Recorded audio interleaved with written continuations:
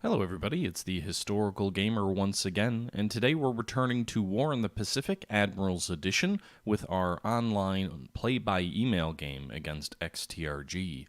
It is December 31st, well actually this video will be looking at December 22nd, but first we have to look at the combat results for December 21st.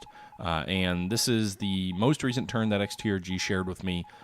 In recent events, the Japanese have been sighted moving toward Savi, and we have been sort of building up our strength near the Fiji region as we attempt to ensure that we can build basically a strong defensive line between us and the eventual Japanese possessions to the north. I don't think XTRG is in position yet to effectively control the Fiji line, as I'm calling it, but the landing on Savi is concerning because they're gonna take the island. It's just a matter of when he launches his attack, and I'm a little bit concerned with that because essentially I had sort of planned, and I have reinforcements en route to effect a defensive line anchored on the islands of New Caledonia, Fiji, Savi, and Pago Pago, moving west to east. And that is sort of my wall that I intend to build between XTRG and myself to ensure the supply line remains open between the United States and Australia, at least from the U.S. West Coast. So that's the situation, and he's already gotten enough troops ashore at Savi probably to take the island. And again, that's concerning because I haven't been able to reinforce the island there yet. I have reinforced Fiji, but I haven't reinforced Savi. I haven't reinforced Pago Pago. All of my reinforcements, that are en route should be there within a week. But, if Savi falls early, it throws a bit of a wrench into our plans. A lot of it depends on how able he is to leverage that base as like an air base or a port. Pago Pago's right next to it. We're building the airfield up there, and we have 2 squadrons of marine fighters and dive bombers on their way. So hopefully we can kind of keep Savi shut down and make it more or less just a rock where his troops go to starve. But we'll see. I mean, it's only a couple hexes away from Pago Pago. It could go either way. It could very much be a Guadalcanal situation. As long as we hold Fiji, though, I feel like we're in a much better position than he is to, essentially maintain control in the region. Because Fiji is a lot closer from a logistical perspective, and so is Pago Pago, than anything else he has. And that's kind of the situation. Now, you can see here we're engaging a Japanese patrol boat near Savi with the Australian heavy cruiser Canberra and Perth, the light cruiser.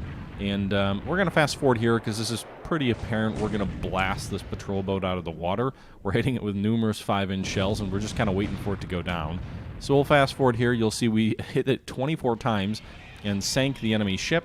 And then actually we go ahead and we're encountering another enemy task force here, a pair of Japanese destroyers near Savi as well. This is a little bit more concerning because we have had some experience with Japanese destroyers in the past, which has not been so great, where they have torpedoed and nearly sunk the Prince of Wales and the battle cruiser Repulse, which managed to escape their historical December 7th, was it December 9th or 10th destruction off the Malay Peninsula.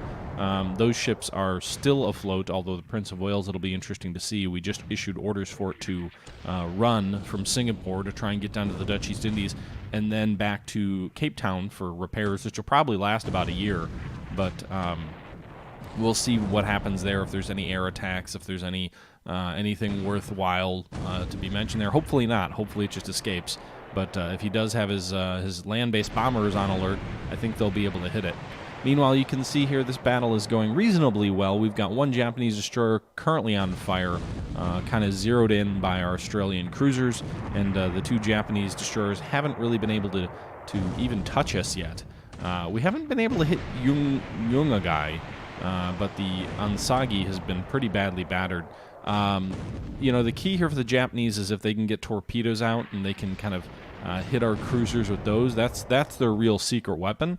But we'll see how that plays out. You can see here the Australian ships also tend to be a little bit better than the American counterparts. The Perth and the Canberra both have like mid-60s experience level during daylight combat. They're not very good at night, neither are the Americans. But the Americans generally have in the range of... Oh, God. All right, good. No torpedoes hit there. The Australians usually are in the range of the 60 to 65 range for experience, maybe upper 50s. The American daytime combat ratings are usually in the 50s. Some of the ships are in the low 60s, but I believe the Canberra has better experience than either of, than all of the American cruisers I've seen so far. Meanwhile, we can see here the Australian ships took no hits, and they sank one of the Japanese destroyers. They put one hit into the other.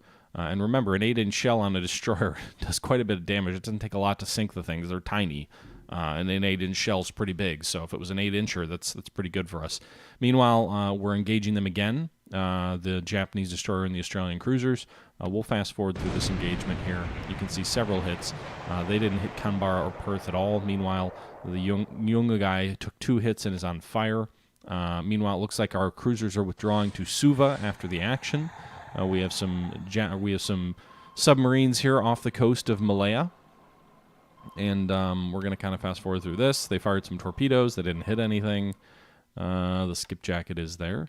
Meanwhile, the I-5 is engaging a light transport here near Hawaii, apparently on the surface with guns. It must be a convoy with no escort, so we're just going to fast forward there because that's pretty much a foregone conclusion, and it is 12 shell hits, heavy fires, heavy damage. That ship's going to sink, and there it goes under. Meanwhile, a Dutch submarine KXI being depth charged by Japanese vessels here. It seems to me that the Japanese have built... Oh, goodness, look at all these task forces here. I haven't seen their surface vessels that we were targeting before. Like, I think we detected with recon some pretty heavy assets in this area. I haven't seen those yet. Seems like they may have built some anti-submarine warfare patrols to try and counter our sub-picket line that we kind of have here near Patini. All right. Fortunately, there was no real damage there. All right, so now we're on to the air operations. You can see Japanese GM-3 Nels are attacking the SS Seal, which is actually a good thing. What that tells me is that he's switched potentially at least some of his GM-3 level bombers to anti-submarine warfare patrols. And if that's indeed true, that's very good for us because, again, every GM-3, every GM-4 that he assigns to anti-submarine warfare patrols is not out looking for the Prince of Wales as it attempts to escape. The other big question with the Prince of Wales is if it's flooding, holds up. We want to make sure its hull damage at 51%. We want to make sure that it actually holds up and doesn't sink on its voyage to safety. We've got some Chinese bombers attacking these Japanese troops who are retreating here near Hankow. They do some damage there. Let's see.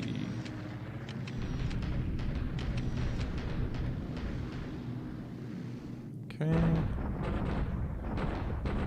Alright, some Japanese bombing of our troops here north of Foochow. They did some reasonable damage there. 111 men killed or wounded. Bombing of Mersing. We can't really... Alright, nothing happens there. Torpedo bombers spotted over Lucia. Aircraft over Clark Field.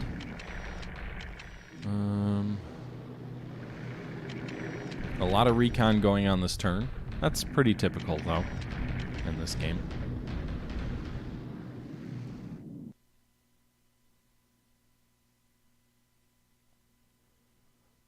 Task Force 426 shadowed by Japanese aircraft near Tau. I need to check where that is. Type KRS class submarine reported hit. I don't know what a KRS class submarine is. Japanese submarine reported hit by our combat air patrols off of Singapore. I feel like all of those, like, oh, this was hit by aircraft, are always wrong. I've never seen a sub seriously damaged when it gets that little alert.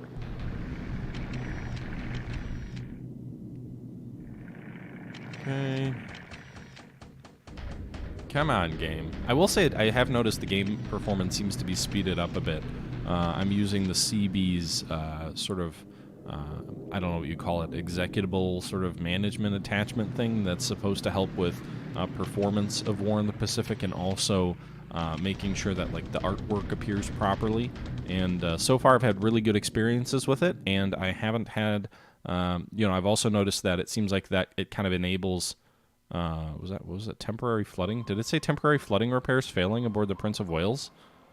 Shit, that's concerning.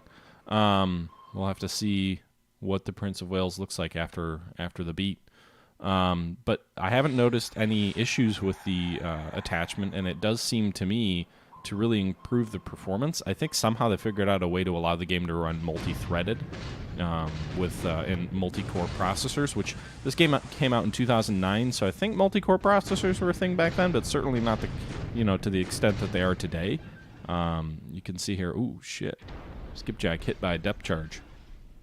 Taking on water. It's quite a bit of damage there. God damn you Japanese destroyers, stop attacking my submarines. Alright, let's fast forward and see what happens. 3 hits. Doesn't say heavy damage though, so that's good. Hopefully it'll at least be able to withdraw. Something just sank by the sound of it.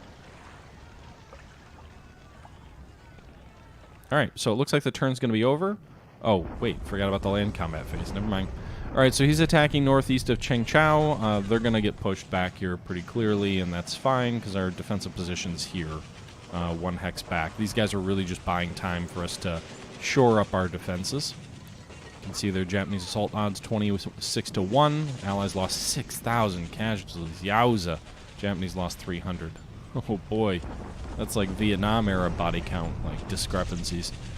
Alright, Japanese bombardment attack here south of Xinyang. That's okay. I'm ordering those troops north to Xinyang. And Japanese attack at Savi. So they landed there. Somehow they didn't take the island yet. So that's good for us, I guess. We lost 8 casualties. They lost nothing, but they did fail to take the island for 1 more turn. So 1 more turn that they can't base float planes out of Savi. Speaking of which, I probably need to move my carriers. Get them under cover a little bit more. Alright, so I'm going to jump out, guys. The turn's coming to an end here, so it's going to cut me out and kick me out of the game. So I'll see you guys in a sec.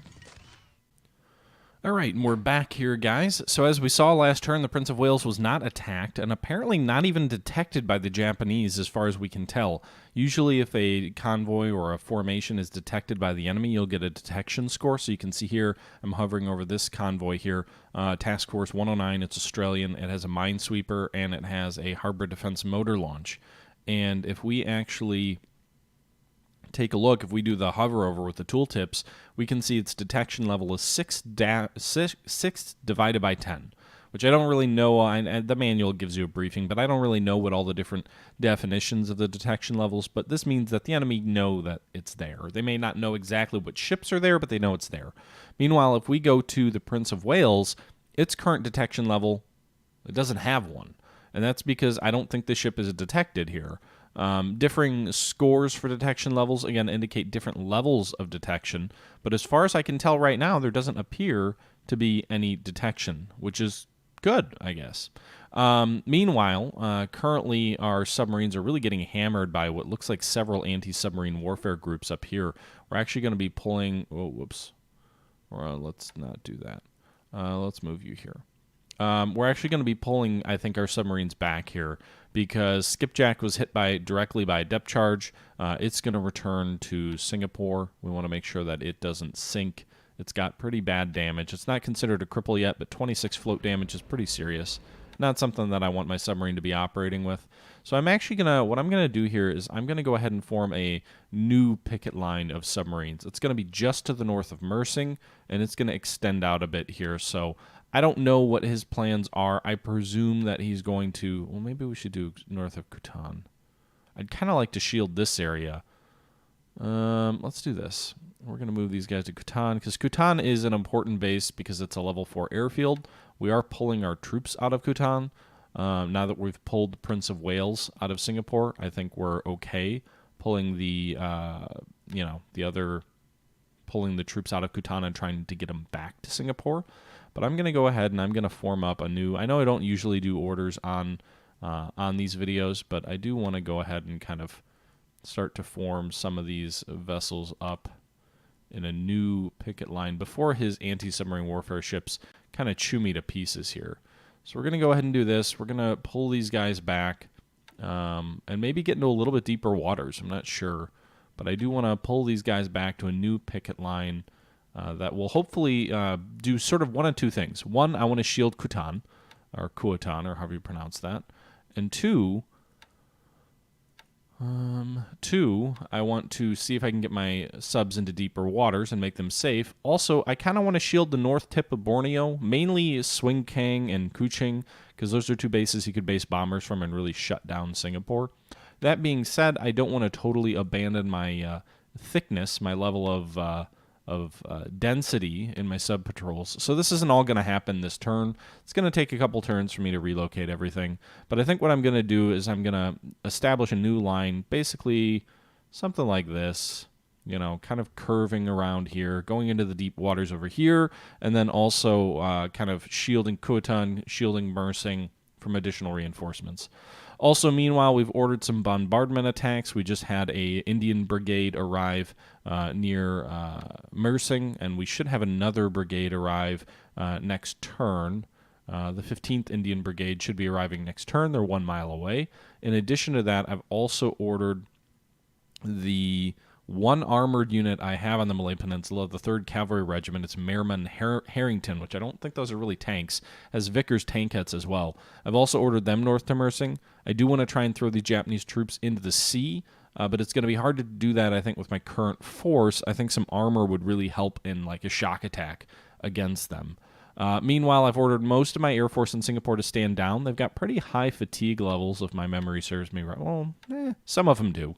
3 of the squadrons have relatively high fatigue levels. The rest don't. But I've basically ordered my guys to stand down. They flew cap over the Prince of Wales the entire last turn, which it said temporary flooding repairs, but it's still 51-38-15. None of that's changed. So that's good. I guess whatever they did, they fixed. And I'm ordering my groups to stand down, get a bit of a rest. It doesn't seem like he's moving on Singapore. It seems like he's more focused on anti-submarine warfare patrols. So let's take this turn as the breather that we need. These guys need to be with their parent unit up here. There we go. And then we're also going to order the aircraft at Djabi to kind of stand down, mainly because these guys, their ready levels are really low. They've got a lot of sort of broken down aircraft, so I need to give them some time to get them back up and ready in the event that he does make a serious play for Singapore. The remaining combat air patrol over the battleships will be covered by the 24 fighters out of Palembang. With that being said, I think I will be out of range of his aircraft by the afternoon, so the morning phase will get down to around here, which I think is basically the max range for his GM3s out of Cote de Beru. That was why holding Kuatan was so important, at least until we got the Prince of Wales out. So it looks like we'll be out of range and shouldn't have to worry about air. If we do, it'll be at like the extreme range, which will mean they won't be using torpedoes. So that'll at least be good.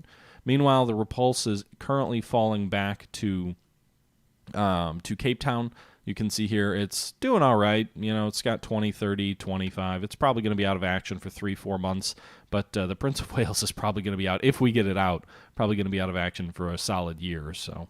Meanwhile, these fleet oilers here that we had filling up at Oosthaven are quickly rushing north to replenish the Prince of Wales. I didn't pull fuel out of Singapore because it would have meant losing another day or being content to have it, travel half the distance and would have been up here at the end of day one. So I decided rather than waste half the day, just sprint Prince of Wales with what it had. It was about a little bit more than half of its fuel complement, and then we'll have these fleet oilers, which are designed for underway replenishment, the TAN 5 and 6, will be able to give at least 3,000 fuel to this task force of 6 destroyers and 1 battleship here as it attempts to escape to safety. Meanwhile, our heavy surface action group down here, 2 heavy cruisers and quite a bit of 6 light cruisers and about the same number of destroyers, is operating here in the south near Kalijit. It is not moving further north. We want to make sure it stays out of air cover range, but in the event that he sends a surface action group, if he detects these guys, realizes that they're out of range, and sends a surface action group south against them, then we'll at least have a chance of fighting them off. Additionally, the light cruiser Caledonia has arrived at Merrick. We're going to leave it in port there for the time being. Anything else worth mentioning in the Dutch East Indies this turn? I don't really think so. I was gonna send these tankers north to Palembang, but when I thought about it, I really don't want valuable tankers like these to get shot to pieces. These are pretty quick tankers. They carry a lot of fuel. Their victory value is 20. These guys are relatively valuable. I changed my mind as they were moving north and decided, you know what, we'll send them to Balkapan. There's fuel to pull out there, and then we'll send the other two to Oosthaven, and we'll just take our time slowly pulling fuel out of Palembang. The other thing is, one of you in my last video said, hey, you should shut the fuel off in Palembang. That way you don't have to worry about him capturing, 200,000 fuel when he captures Palembang. You can't do that. You can tell your refinery to stop working. So I can tell the refinery at Palembang to stop converting oil to fuel. That I can do. But I can't tell the 900 oil here to stop production. If I click on, you can see here nothing happens. So there's that. So apparently the oil is going to keep flowing. It'll just increase the oil value versus the fuel value, which in some sense is good. If it builds up a huge oil stockpile here, then he'll have to spend time shipping it back to Japan, but where he has more refineries, or just live with a glut of oil not yet converted to fuel. Because it'll slowly sort of counter. You can see the refinery is 1,020, the fuel is the oil is 900. So it actually can refine a little bit more than what the oil is being pulled out of the ground in Palembang. But it also has, there's oil up here at Djabi, which has no refinery, that has to kind of come south as well. So I don't really know. It's I'll try and slow down the fuel where I can. At the very least, Java's not going to be a rich fuel supply here for him. You can see we've already pulled out the majority of the fuel. There might be 20,000 fuel left in the island of Java. That'll build up with time, but at least for now, there's nothing there much for him to take. Meanwhile, in the southwest, we're starting to see some ships, perhaps start to arrive at Perth and start dumping some of that Dutch East India oil into Australia to help fuel the Australian economy. Looks like we've got 13,700 fuel in this convoy, and about another equivalent in this convoy. They're both AKs carrying the fuel. So if we actually look at these guys, this one, for example, is carrying 3,200 fuel. Its current fuels in its bunker, so I mean, maybe it'll use 250 and bring in 3,000. Nice. All right, so these guys should be good at bringing in quite a bit of fuel to the Australian economy. Probably lose a lot in terms of efficiency, trying to transit it to the majority of the industry on the East Coast. But, some of it will get transited anyway. Let's see here. We're sending some supplies north to Port Moresby. I've converted another brigade of Australian troops, and we're going to send these guys to New Caledonia. The 18th Australian Brigade is going to reinforce Nomaya, so that's good. We're also going to, we switched over some additional units here. We're moving, where are these guys? At, this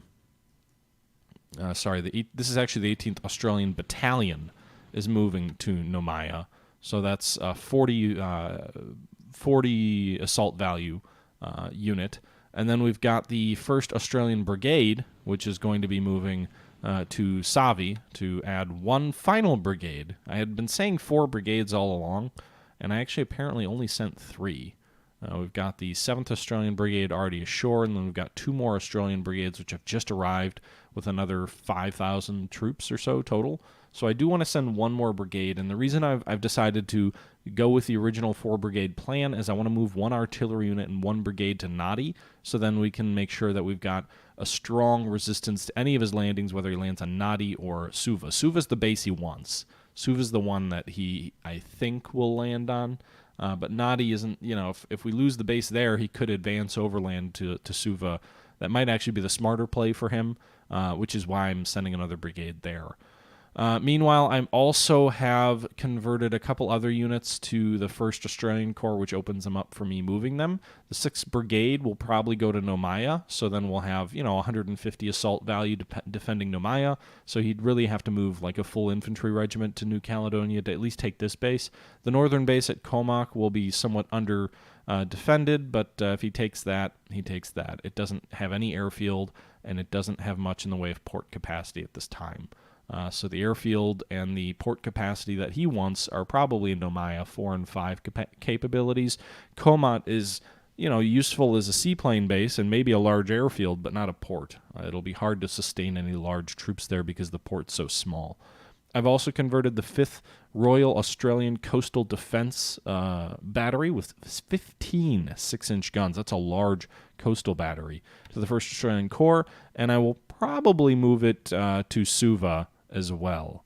Meanwhile, lest you think the only thing we're reinforcing is Fiji, we have additional reinforcements on the way for the eastern end of the defensive line. We've got a base force unit and 2 Marine aircraft squadrons on the way to Pago Pago.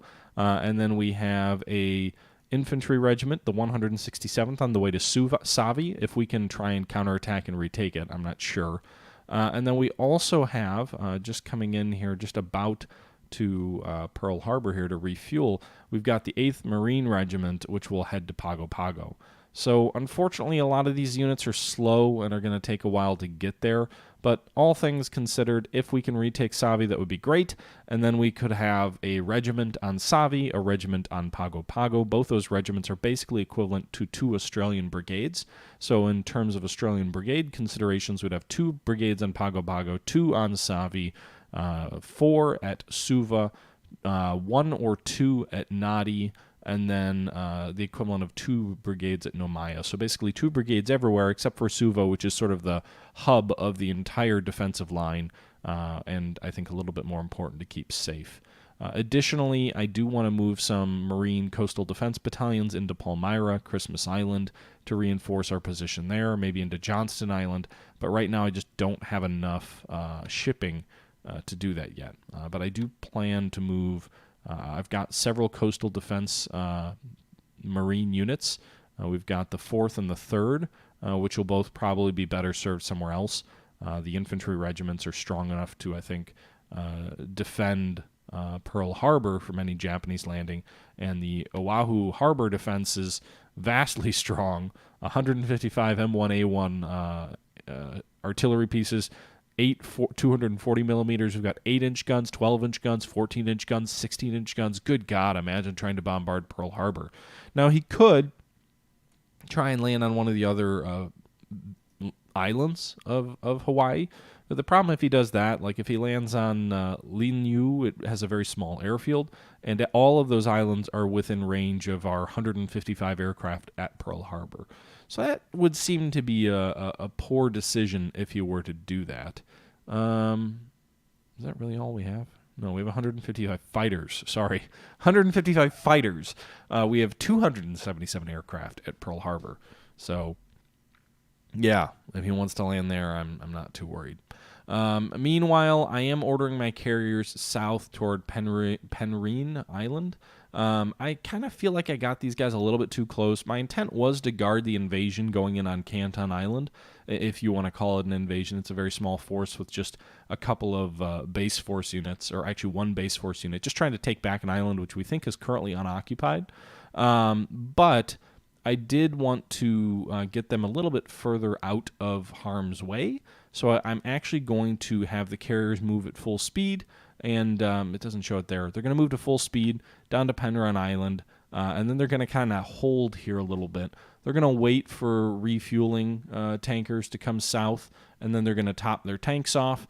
Once we do that, maybe in 2 or 3 days, then we'll move towards Savi and try and bombard it around the same time that this landing force is coming south. So this unit here, what is it anyway? The Task Force 222 with the 161st Infantry Regiment is going to head to Savi and hopefully retake the island. Once these guys are a little bit closer, we're blitzing them down at full speed, by the way.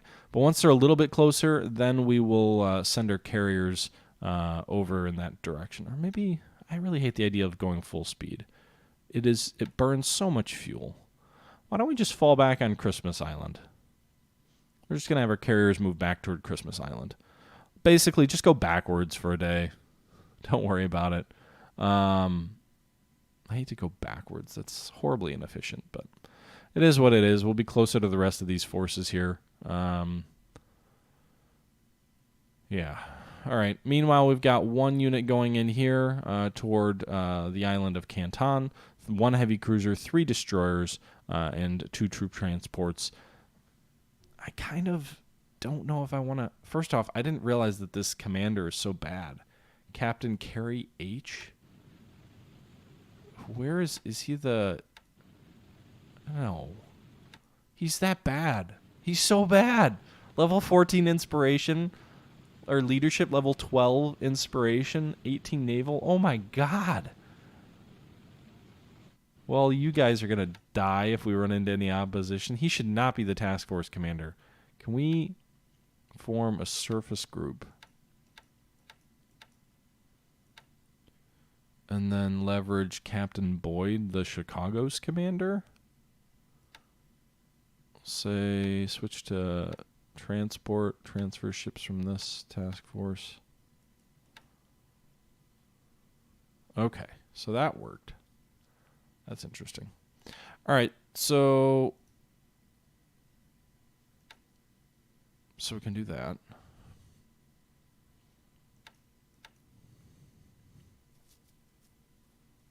All right, so we've got a little bit better of a commander now with Captain Boyd. And we're going to move toward Canton Island and see if we can land on that island. The only thing is, like, with pulling the carriers back, I really do feel like we'd be better served. I'm really uneasy sending this task force forward to Canton without air cover. I don't know. I mean, I don't have any indication that he's got any ships around here, but he did just land out of the blue on Savi. It wouldn't surprise me if he tried to take or reinforce Canton now that he knows we've got multiple recon flights flying over it. And Baker Island's open too. He could land there too. Although Baker's not very useful for anything other than seaplanes. It's only a level 1 airbase. Doesn't even have a port. Doesn't even have port capacity. He'd be wasting his time on Baker. Canton's a bit better. It's a 2-2, so it's actually a pretty decent base. It's actually better than Tarawa is, and that was, you know, a big sticking point for the Allies historically. Anyway,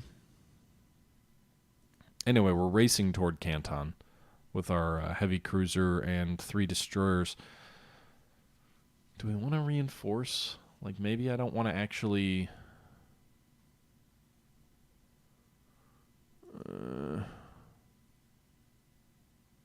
you know what? No. What if we just move these guys here? They're kind of going to move this way. Hopefully they stay out of range of Canton. I'm not really sure what his range is. But at least they're moving back in that general direction. They're moving back also toward the rest of these task forces as well. And maybe we sprint in and... I toyed around with bombing Canton as a target practice thing. But if he doesn't have anything on there, what's the point? The only thing is maybe we'd get some experience for the pilots and crews, but would they really get experience if there's nothing to bomb? I'm so torn on what to do with my carriers. I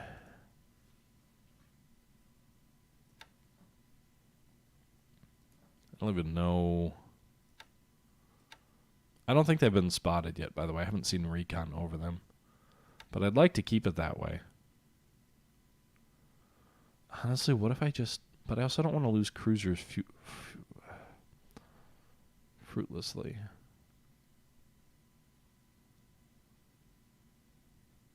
Alright, they're set to retirement is allowed.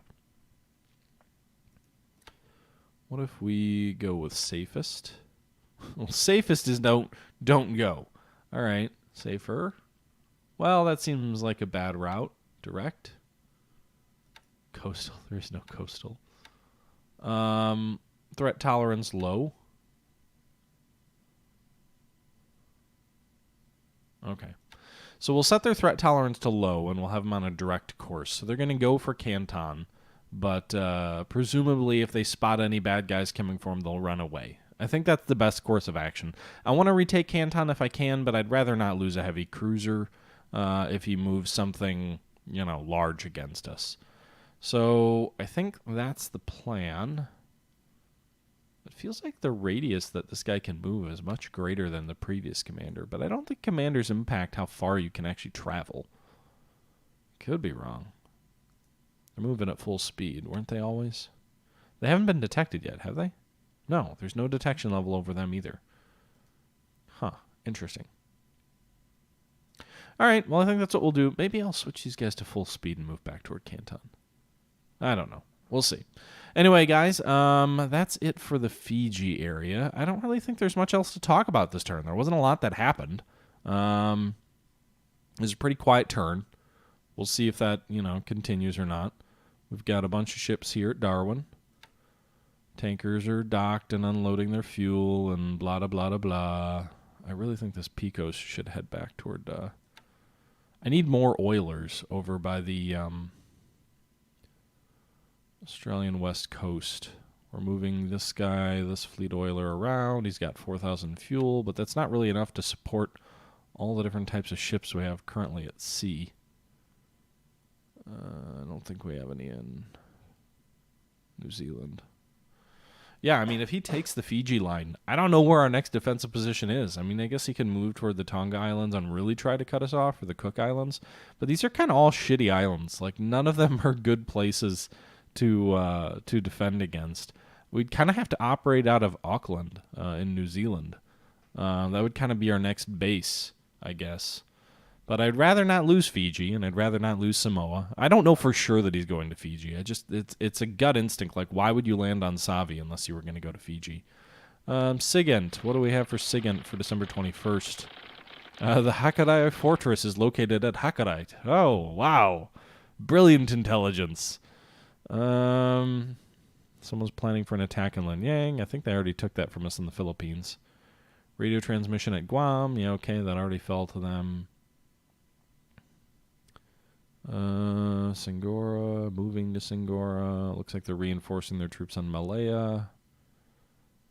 The 21st Medium Field Artillery Battalion is planning for an attack on Singapore. Well, go figure. And this guy's moving to a friendly base up near Japan. Heavy volume of radio transmissions are detected at Truk. Well, that's interesting. I know his carriers aren't at Truk. His carriers can't have gotten there quick enough. I think 2 turns ago they were at Midway, and Midway was over here. So I know we have sent our subs looking for them. We haven't detected them. There are these ships moving southwest. But he's probably falling back. I mean, I don't think he's there yet. I guess he could be going for Truk, but there's no way they're there yet. They'd need at least 2 more turns to get there. Southeast. And these guys are moving the opposite direction.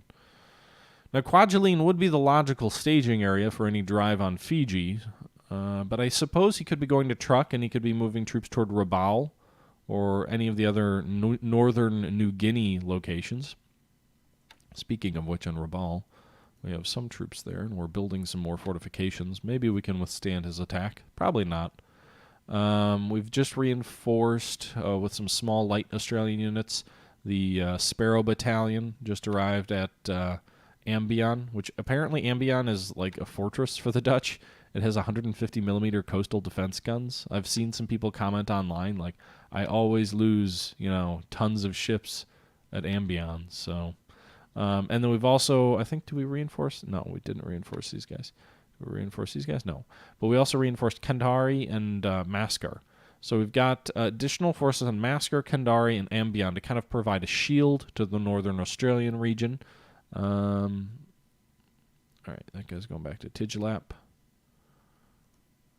What are these guys? AG support. All right, these guys are all unloading supplies, and these guys are unloading fuel. So Darwin should... I think they're going to unload supplies. 23,000 supplies. Darwin should have plenty of supplies soon. It's down to 223. It's in rough shape. It's got a reasonable amount of fuel now at 25,000, but it should have good supply here soon. Meanwhile, I'm moving some ships around in India, but not much to speak of. We've got some tankers filling up. We've got a whole bunch of ships moving around off map. But I think that's probably going to do it for this video, guys. A little bit shorter than my last couple of videos, but it's a sort of in-between turn. A lot of ships all over, shipping going crazy, loading fuel, sending to Pago Pago, a bunch of fleet oilers. But yeah, so the sea lanes are littered with Allied ships. Everywhere you look, everywhere you go, everywhere you see, There's lots of ships all over the ocean. What the fuck am I saying? I don't even know. All right. Anyway, guys, thanks for tuning in for this episode here, and we'll see how things play out next time around. We're getting close to Christmas. We're getting close to 1942. One last thing I did want to mention is our fighter aircraft in Singapore. We've got a lot of them. He's not doing a very good job of keeping Singapore down, and it wouldn't take that much, I don't think, for him to shut the airfield down. But we have 105 fighters in Singapore. We have 88 ready for combat. I would love if he just accidentally, not this turn, because everybody's resting, but like some turn where I set it to 100% cap, if he sent like 70 unescorted bombers over to Singapore, we could just ravage. We could just ravage him. That would just be such a lovely little day for the Allied Air Forces, who haven't had that many good air forces, but are now trying to build up in force to resist XTRG. You know, if he sends aircraft over Singapore, the funny thing is, of our 88 fighters that are ready for combat, only 45 of them, so just barely over half of them, are actually obsolete Buffaloes. The rest are P-40 variants. You know, the H-81 is a P-40B, so we've got basically about 30 P-40Bs, and then we've got another 15 or so P-40Es. Again, none of them are really a match for the Zero, but they're certainly better than the Buffalo. All right, guys, that's going to do it for this episode. Until next time, this is the Historical Gamer saying thank you for watching, and I'm out.